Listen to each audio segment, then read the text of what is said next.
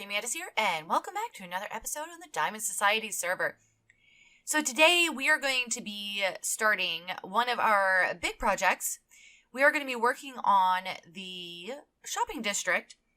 We definitely need to get that done because, the server's been up for a little while, and there are some, I think there's only one shop over at BC's Place. He's been selling some shulker boxes and some mending books as well. So today we are going to be working over in the shopping district, which is over in that direction. And we are going to be actually doing a time lapse. I haven't done one of those in a while, and especially with the size of this, I figured it'd be the best way to actually accomplish that. So I hope you guys enjoy, and then I will see you guys on the other side.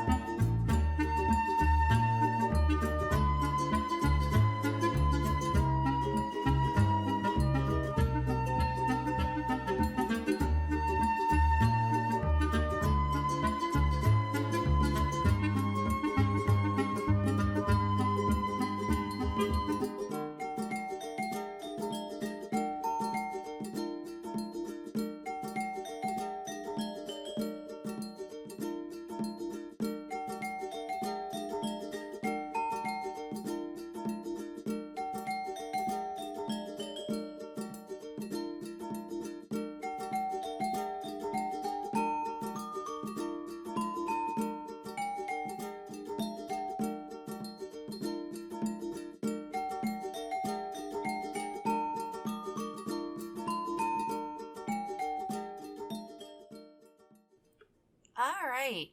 So this is the finished product. It's kind of hard to actually get a full picture of it just because you end up out of the water.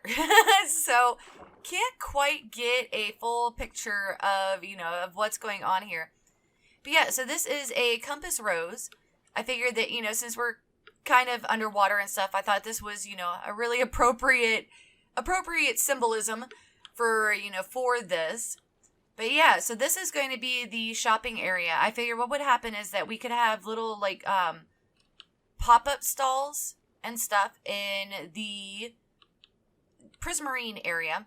And then the plan is actually to go out 7 more.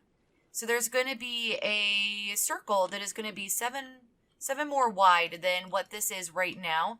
I think this is, let's see, 51, I think it's 53 right now. Granted, not a true circle because I just ended up doing a layer on the outside. This would have, to make a true circle, it would be out a little bit more on the edges here. But for the purposes here, I wanted a little bit flatter edges, and that's the reason why I did that. And so this will end up, they'll all get out, extended out. So I'll do a true circle, 7 out further. So basically 14 blocks wider.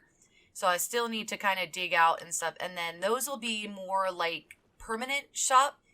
And so I figured what I would probably do is kind of do like little arches and stuff, and then have little areas where people could actually set up more, more permanent shops.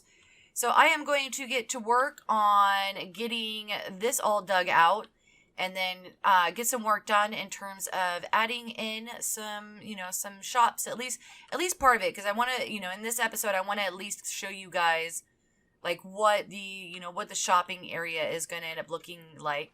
And then we also need to, at some point, actually create some supports over on this side. That is the conduit, and so that really can't be moved. However, I could do something in order to kind of cover it, make it look a little bit better. So I am going to get to work on digging out some more of this, and then get at least a section of the shops done, and then I will bring you guys back. I've made some more progress on the shopping area, and these two here are actually done. This is gonna take a lot of prismarine, and I've run out. And so I figured that go ahead and bring you guys in for this, because unfortunately I've kind of run out of time for this episode, and so we are showing this as it is. And then probably what I'm going to do is over the next week I'm going to AFK for some of the prismarine and stuff, because we're going to need a lot of it. And then, also thinking about the Guardian farm as well, we're going to need a lot more prismarine. So, this right here, as you can see, we've got the columns that come up with a nice little arch that comes up. And then this way too, as you're swimming around, you can actually see inside the shop. So I thought that was a really nice thing. And then on the areas that aren't covered by, like the mountain and stuff, you actually have a window. So when you're in the shop, you can actually look out. Because like this, I really like this view. I don't know why, but yeah, I really like that view. So if we come down here, kind of been, trying to work on a little bit of it. Now, the original plan I wanted to do was to actually use glass panes, but I found that on the corners and stuff, it didn't like to not take on water. And so I kept flooding, I kept flooding the shop, because I put the solid blocks on the outside so that, the water wouldn't go in, and then put on the glass panes, and then I removed the blocks, and the entire thing flooded. So I'm like, all right, got to change up the design. That's okay. So, because originally I was going to have, little stairs and stuff on the top, and add a little bit more, detail and whatnot. But yeah, we're going to have to go a little bit simpler, because building underwater, I mean, granted, that is a good lesson to know though, because now I know that when I'm building in Atlantis, I'm not going to be able to do the glass panes on a corner, because they're going to end up getting waterlogged and just flood everything. So yeah, so we've got, just the regular columns, and then each one where they connect up to the upper arch It is a dark prismarine block. I've been trying to use those rather sparingly because we don't have an ink farm yet.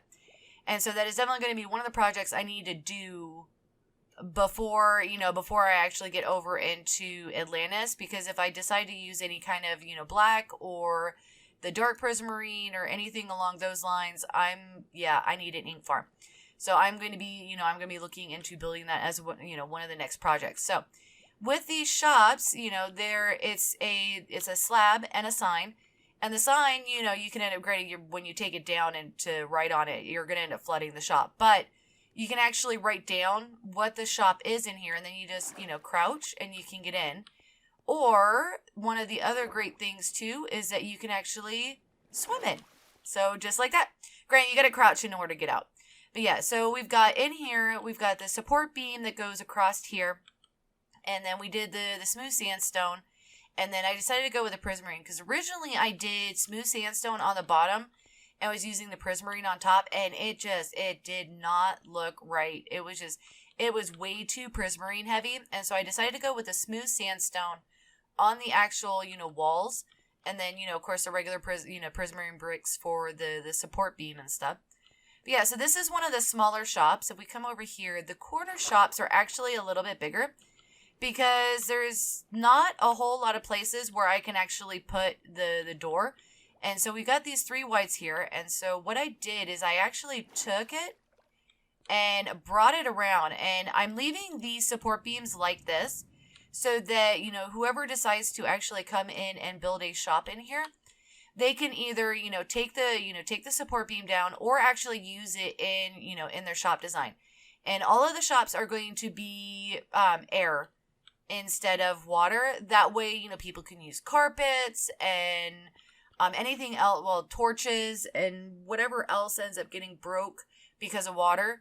Then, it's not going to be a problem. And also, signs aren't going to look funny because they're blocking water. So, they can use signs and chests and everything, everything that they could possibly think of inside the shops, because, they are actually, filled with air.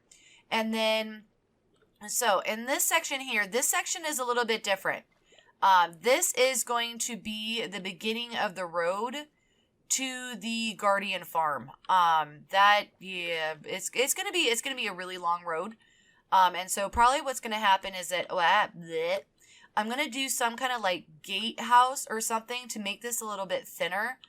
And then, have the road go out. And then, so I'll need to determine how big of a road I actually need in order to get, over there. And then this one over here, this is going to be the entrance into Atlantis. Because I figured that with that one, that is probably going to be like customs type thing. So they're checking people who are coming in and, before they actually head into the city. And so this is like, a common area, because everybody on the server will be able to come in here and actually do the, any shops and stuff. Whereas that is going to be my actual base. So yeah. That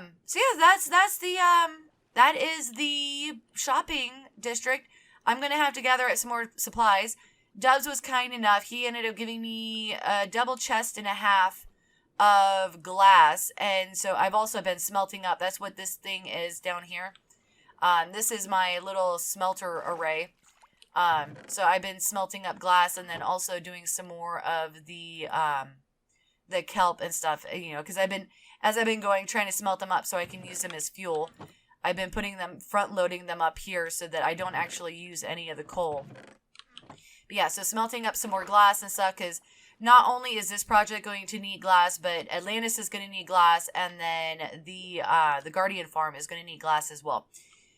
So definitely a lot of stuff that I need to gather up, and then I'll get to planning, squid farm. There we go. I'll get to planning the squid farm, and then kind of go from there. And we will see where our next adventures take us in the next episode. So I hope you guys have enjoyed this episode. And if you did, definitely hit that like button. If you're new to the channel, definitely, hit the subscribe button and then hit the bell to get notified as to when I put out additional content. And, so I'm going to call it, and I will see you guys in the next episode.